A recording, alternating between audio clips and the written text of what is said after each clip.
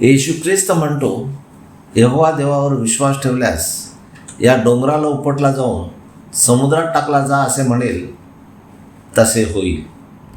Mark अध्याय 11 ओवी 12 ते 14. येशू ख्रिस्त आपल्या शिष्यासह बेथानीहून निघाला असता त्याला भूक लागली. ती खरी भूक नव्हती, तर शिष्यांना यहोवा देवाचे सामर्थ्य दाखवायचे होते. त्यामुळे अंजिराचे झाड बघून त्यावर काही खायला मिळेल म्हणून तो त्याकडे गेला. परंतु त्याला पानावाचून दुसरे काही मिळाले नाही, कारण तो अंजिराचा हंगाम नव्हता. येशूला हे माहीत असूनसुद्धा तो तिकडे जाऊन त्या अंजिराच्या झाडाला शाप दिला की यापुढे सर्व काळ कोणीही तुला आलेले फळ न खाओ.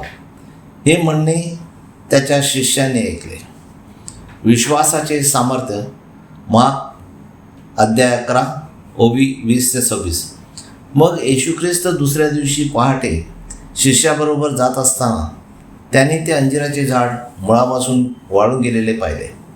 तेव्हा पेत्राला आठवून तो त्याला म्हणाला, हे गुरु, पहा, ज्या अंजिराच्या झाडाला तू शाप दिला ते वाळून गेले आहे. तेव्हा येशूने त्याला उत्तर देऊन म्हटले, यहोवा देवावर विश्वास ठेवा.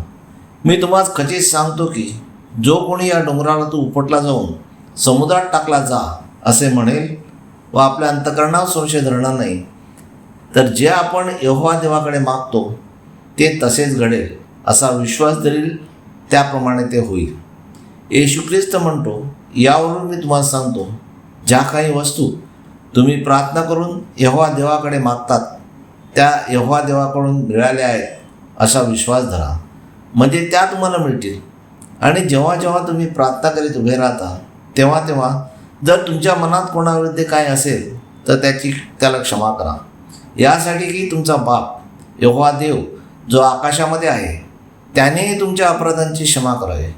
परंतु तुम्ही जर क्षमा करीत नाही तो तुमचा आकाशातील यहोवा देव बाप देखील तुमच्या अपराधांची क्षमा करणार नाही.